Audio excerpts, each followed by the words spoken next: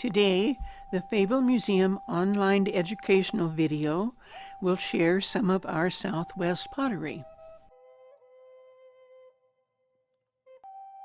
When the hunter-gatherers of the nomadic tribes began to focus on agriculture and village life about 8,000 to 3,000 BC, pottery began to appear.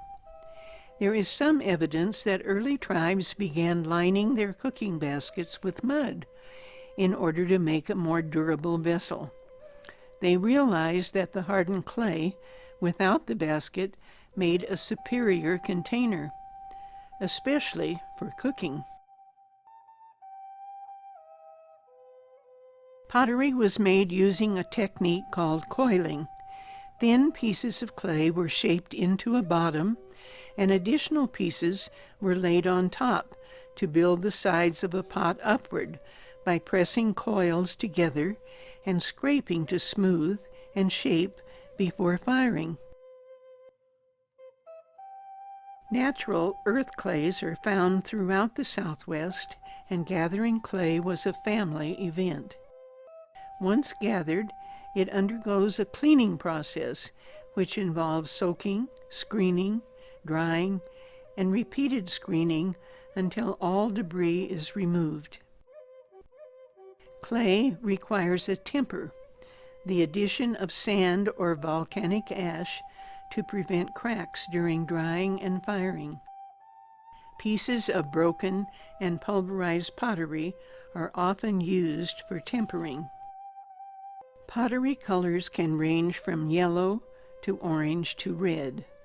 The interior of their bowls were painted and often divided into two parts to depict ground-level plants or symbolic drawings.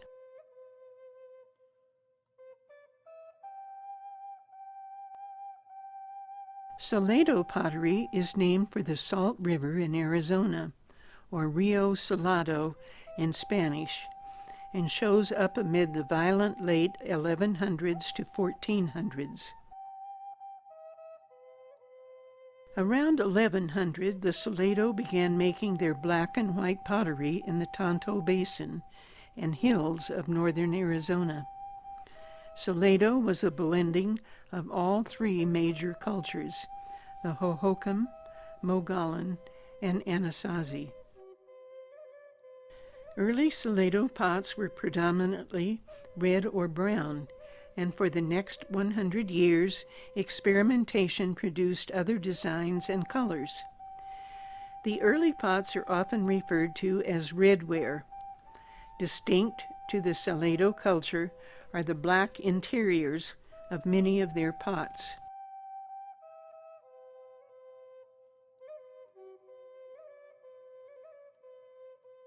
The horn-toed effigy pot would indicate desert animals' prominence in the culture.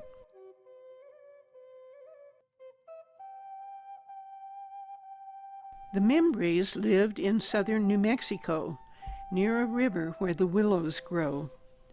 The Spanish word for willow is mimbres, and so the people were named. Their pottery evolved into black-on-white ware, decorated with mythical composite figures of animals and people, and geometrical designs ranging in complexity. The deceased were buried in an upright, crouched position under the floor, with a bowl over their heads. The bowls were killed by piercing the bottom with a sharp object in order to allow the spirit to escape the body.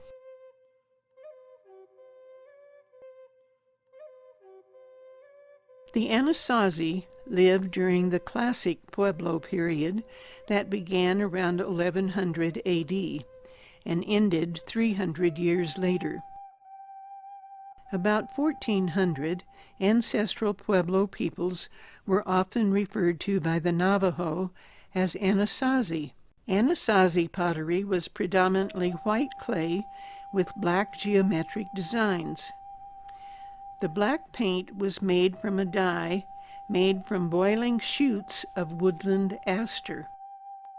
Many effigy pots, often used as canteens, were made representing birds. Polychrome pots developed later, that is, pottery made with 2 or more colors.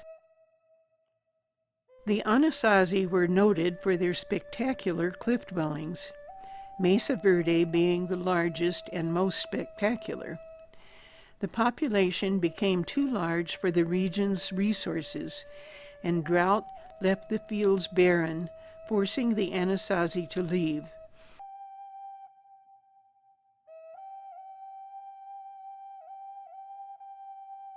Jeddito pottery is unusual.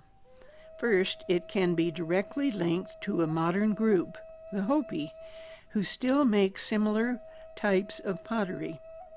Changes in ceramics from Jeddito date between 1250 and 1350 to modern Hopi types.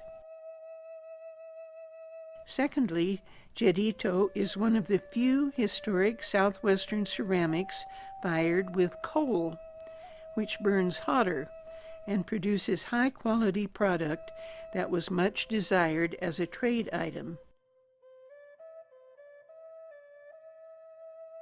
Most pottery is fired by wood. Although most examples are found in northeastern Arizona, they have been found as far away as Utah, Chihuahua, Los Angeles, and southwest Oklahoma.